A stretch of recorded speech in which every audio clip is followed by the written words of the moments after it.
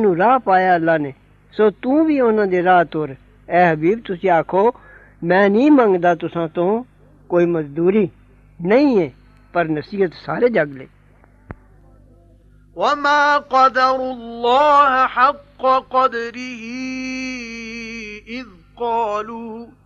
إذ قالوا ما أنزل الله على بشر من شيء قل من أنزل الكتاب الذي جاء به موسى نورا وهدى للناس